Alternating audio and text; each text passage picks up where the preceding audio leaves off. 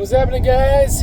It's another video. I finally got to 40 subscribers. Feels good.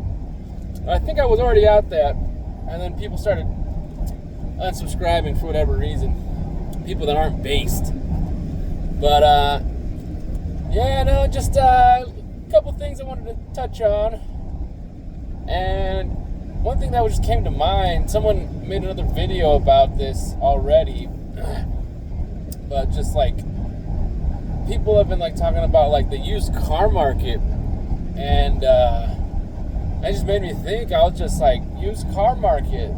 I think the last car that I bought was my 2007 Colorado that I have, 5-speed manual, nice rusty orange. It's a nice little truck. It gets around. It does everything a truck does. It's just not as huge. So all the truck, bundles of sticks, they're gonna be like, oh, that's not a real truck. When in reality, it's like they're driving automatic. So go figure. Of course they would probably say something like that. But yeah, no, my truck, does everything that every other guy's truck does. It's just not super fucking lifted. Trying to compensate. And I actually haul stuff. I haul all kinds of stuff, When I first got it, I was, hauling recycling, all kinds of stuff. I use it for picking stuff from Home Depot, taking my recycling in, Like I said, I took in like a bunch of appliances back in the day. Probably won't do that ever again because appliances are just, man, you could probably bring in 100, what's it called? 100 pounds and only get $1. It's like not even worth it. But, before I get carried away, little truck gets it. And, but it's one of those things. I'm just becoming more and more anti-car ever since I started driving as a living. But because, it's so dangerous, man. It's like it's like I can look it up sooner or later, but it's like thousands of people die every year just from car-related accidents, And no, not every accident is an accident. I don't consider, what's it called, drunk driving an accident, and that's not a drunk driving accident. It's just that was just like the cause of a bunch of variables going into play, and already putting two people into like a very dangerous position. So a lot of these accidents aren't really accidents, especially when you realize how avoidable they could have been. So so I'm just becoming more anti-car, and it's just like it made me realize my first experience with buying a car, and that was one of the things that turned me off to I'll never buy another new car. And because cars in general are a scam. They're all a scam. Even if you get the best car, that all you need to do is change the oil every 3,000 miles, and all you have to do is put gas in it. Even if you got that, it's a scam. You're putting yourself in danger. You're still having to pay for maintenance and everything. You're having to pay for insurance. You're having to pay for registration fees. And even after that, you're still putting yourself in the most dangerous situation possible. Ironic, I'm driving a little minivan, or driving a little kidnapper van. I got to drop off employees on other sides of the world right here. But no, it's a scam. It's a scam that we're all forced to partake in because everything about our society is built around the car. Everything about our society is built around just people driving aimlessly, to wherever they feel they need to go. And it's like, I know there's so many people that think it's a cringe idea because, 15-minute cities, it's so communist, it's so cringe.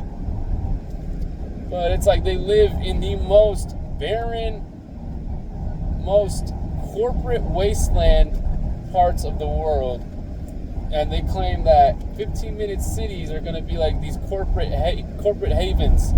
It's like, you already live in a corporate haven. You live in a corporate wasteland, and you're going to complain that 15-minute cities are just like this, like, oh yeah, it's going to be George Soros.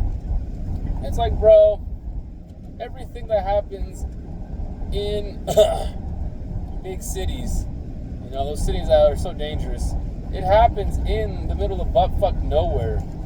It happens, all of that shit happens in the middle of buttfuck nowhere. It's just so spread out that you don't see it all the time. It's not readily right in front of your porch.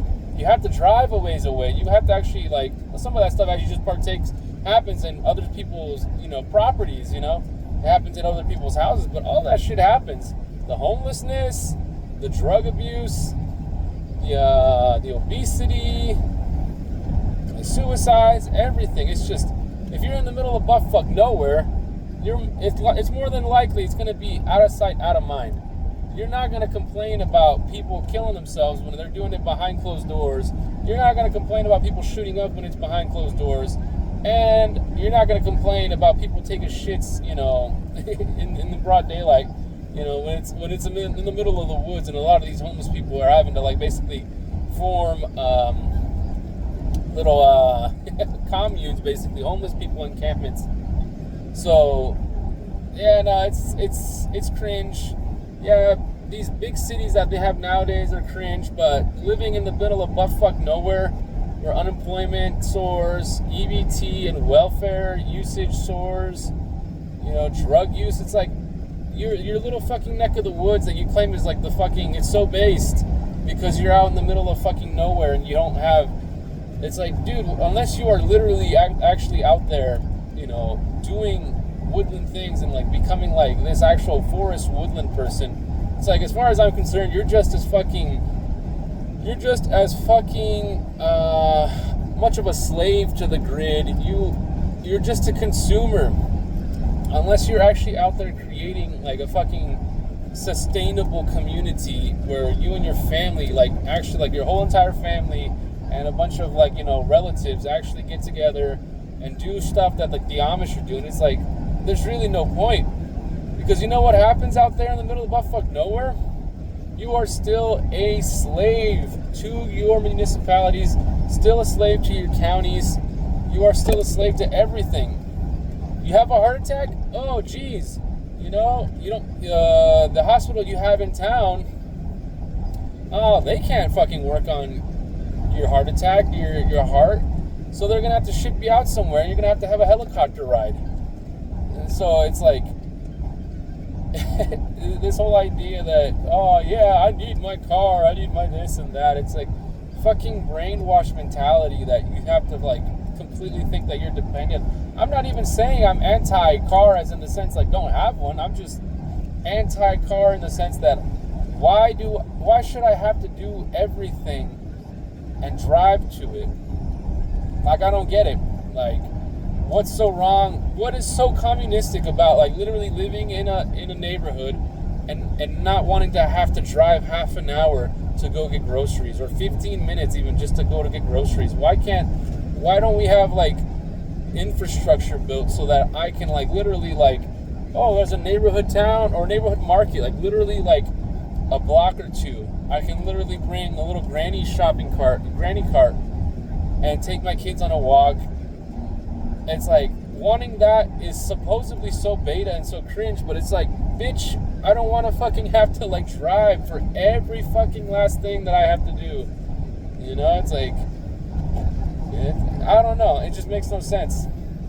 It just makes no sense. It's like, once you actually become like awake to the idea that it shouldn't have to be like that, and that really the only reason why people are like dick sucking and dick riding for this urban sprawl that happens, it's like, yeah, all you're really doing is dick riding for like land developers to continue making money off of people in a housing industry that is so it's so saturated, but it's just like, it's one of the most unethical and exploitative industries out there. Like literally, like the housing market.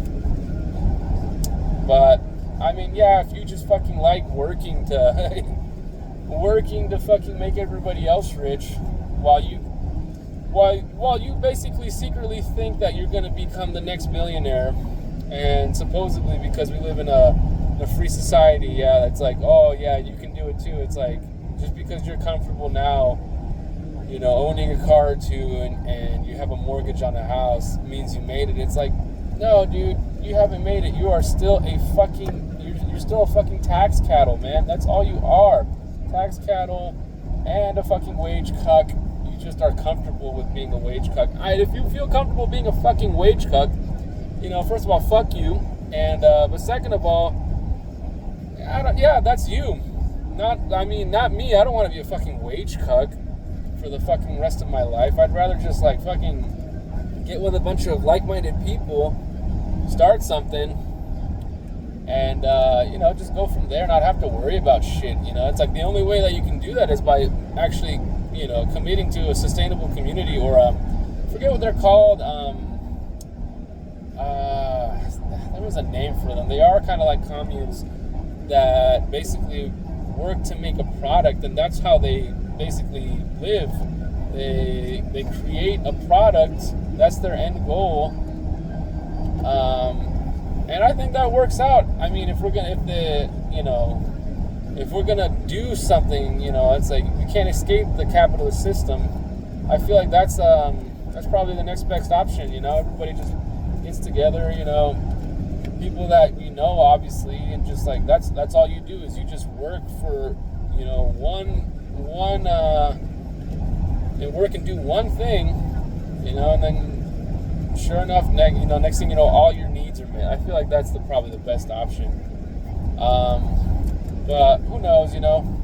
But yeah, I was saying, new car, waste of time, waste of money. I mean, the only benefits you get out of a new car really it's just the fact that you know you're the only ones that are putting miles on it. And if that's worth like the extra 20 grand, 30, you know, for you, then go ahead, man. I mean, have at it. But it's just, it creates a cycle. You know, it's like you're in debt on top of let's say if you do have the opportunity to have a mortgage, that's on top of a mortgage, on top of insurance, on top of groceries, on top of medical bills that might pop up. No, so it's not worth it, man. It's better just to save up like 10 grand, 15 grand. Just like do the same thing you would with a car payment, except just put it to the side. Don't even put it in the bank. Just put you know, manifest the, you know, turn that debit that you have into cash, you know, pull out money, and just every paycheck, you know, if you do it bi-weekly, $400, you know, just like the same way you would with a car payment. Put that off to the side for a couple years. Do that for a couple years, and you'll have enough to buy a car. And it's like, oh no, I have to have it now. Well, it's like, then fuck, bro. I don't know what else to tell you, man. I have to have it now. And I don't know, man. We all make choices, but you know, it's like after a while we have to understand what works and what doesn't. It's like my dad ended up helping me get out, and it really was kind of something that didn't set me up. I mean, now I look at it as a learning experience. But he set me up with a 2012 Chevy Camaro RS, $34,000. And at first I thought, wow, this is great. Awesome. New car, great. New everything. I love it. And at the time I was working with my pops, paying him back for that car. You know, after 5 years I had it paid off. And during those 5 years I lived like, I was living with my parents, yeah, but I was only getting paid like $100 a week after everything he was taking out. You know, so it's like $200 bi-weekly. And, you know, it wasn't the best deal, but I wanted a new car, and like I didn't have credit to pull it out. So he put it on, he co-signed it. I paid him back. It was a good arrangement, but looking back now, I would never do that again. Hell no. First of all, like, yeah, it was basically, I was like an indentured servant for those 5 years. But even then, even if like I did it like through a bank, no, that'd be even worse. Because at that point, at least even, let's say with my pops, if I had decided like, man, I'm out of commission, on the job, I fell and something like that, he would be able to be like, don't worry about it, just we'll take it out next time, when you start getting to work. It's like, but if that happened in real life, like with a bank, that thing would be repoed. I wouldn't have that anymore. And not to mention too, it's like a lot of people, because we are just all nothing but a bunch of consumers, a lot of people I've seen, once they start getting new cars, all they want to do is just drive new cars after that. They don't want to, they have no attachment to them. So what they'll do is just get a new car the first time, and sure enough, next time, after that, they'll, after a year or two, they'll put that down for, we knew so many people like that. There's so many fucking people like that. Young people too. They just, for whatever reason, they're so fucking retarded. We had one roommate, was a friend of my lady's, no longer. She was a fucking whore. An actual, like, certifiable community bike. Like, she was a neighborhood bike. Everybody got a ride. She was a community doorknob. Everybody got a turn. And but yeah, dude, she was obsessed with fucking cars, man. She was like terrible too. She was just like, you couldn't count on this bitch for payments at all. So she was always getting like shit repoed or fucking having to sell it. And sure enough, yeah, like, once you do that enough on your name, you can't do that anymore. You can't open up credit card accounts. So she would get shit signed in other people's names. Can you believe that? Like friends' names. And this bitch did not know how to keep friends. So the fact that she was able to do that, I was just like, damn, dude, like, you're gonna do this to a homie, and after we know how you are, you're gonna fucking just like, just piss them off so much. It's like, nah, bro, this bitch. But yeah, like, but she's just an example of how like people just get like into the cycle of wanting the nice new car feel all the time, and that's what they want. They don't want to have to deal with maintenance. So yeah, they'll take their 2-year-old car and they'll trade it back in for another one, and that's all it is. It's just all it is just a cycle. And I've seen people max out people's debt, max out debt on like their parents' cards and stuff like that. So no, it's like a new car really, not to mention too, especially now with the way cars are being made, there is not that same level of QC, of quality control. People are going to complain and probably say that, oh yeah, they do so many tests, but it's just like, I don't know, man. I don't think it's like it's what you think. That's what's like, especially now with like new cars, you get them for a year, and like after a year the AC goes out. You really telling me that car that had that AC go out after a year, even if it was, let's say, on the highest setting, being used like during like the first real big summer, highest setting, going after a year? No, dude, that does not sound like it went through,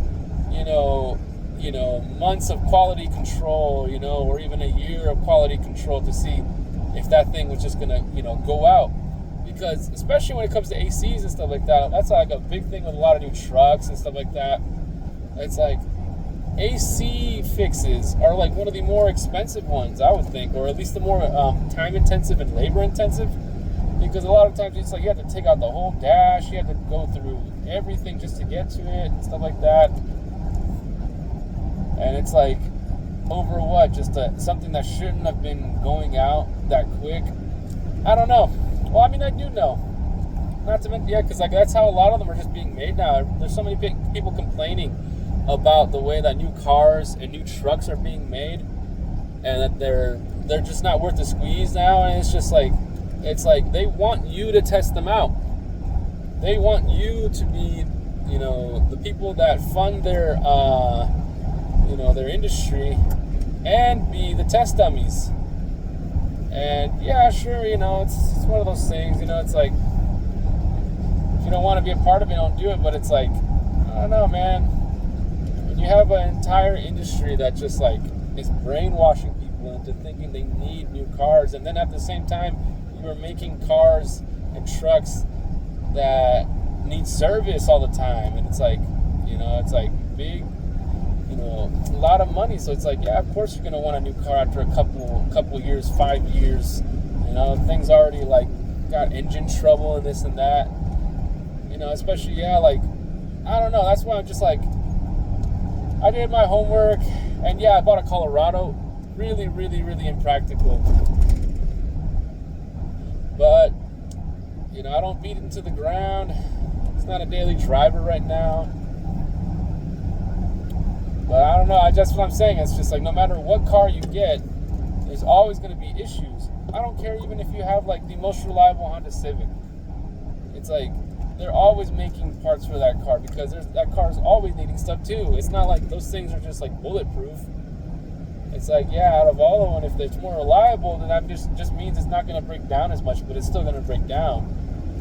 So yeah, that's just how it is. It's like, funny thing too is like when my pops told me he was gonna get that car for me or sign it out for me, he had already had a truck that he had got a used one. It was a nice Chevy stepside. I don't know what year it was, like a 1980. It was a square body. It was nice, and after that he was like, oh, not this one, and then he ends up going and getting like a F-250. Yeah, that one was nice too. I was like, alrighty then. And then after that, he's like, no. You want new. You want to have something new. Something that is going to work. And I don't know what the deal was. I think my dad just like let someone talk into his ear and was like, oh, let me get that truck. So, I don't know. Anyways, but I feel like those little trucks that he had first originally got, like, probably got them cheap too. Like less than $1,000 or something like that back in those days. This was like 2010, around then when he first got those trucks. 2011 is when we actually got it out.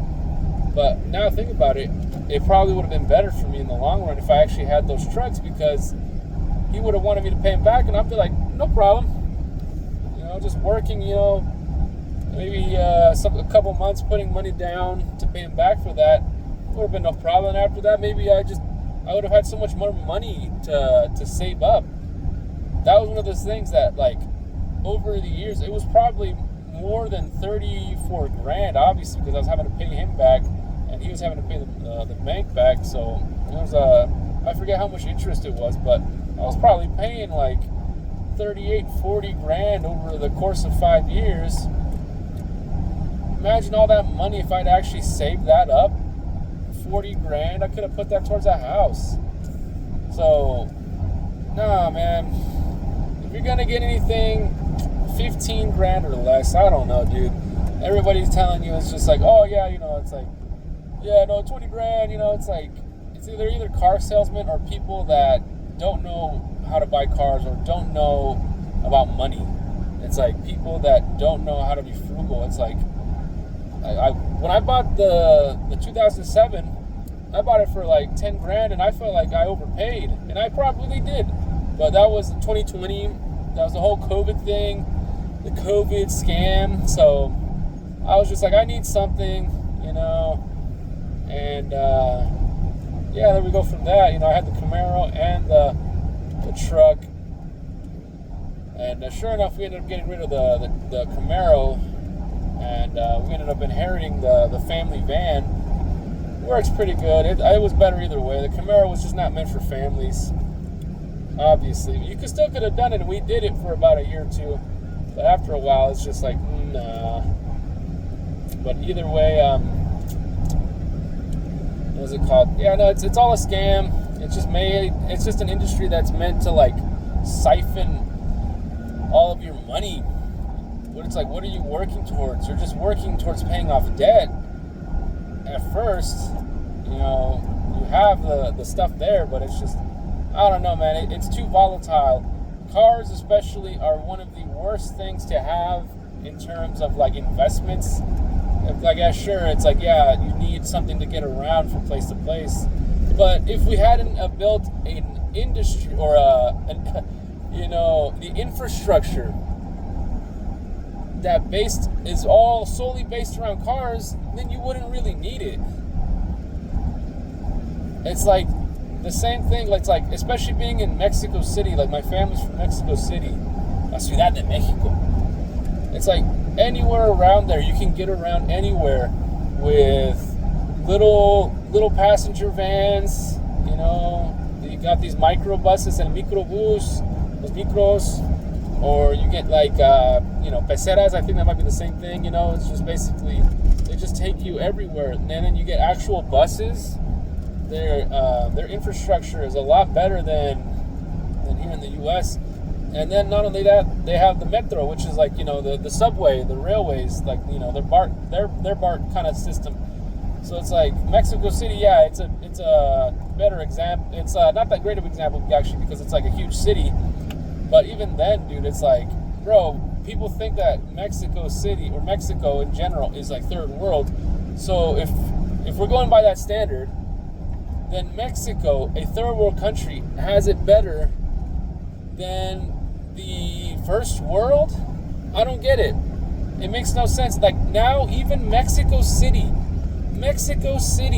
has what is it called, man? They're the zipline carts. They have literally zipline carts that are able to get you around.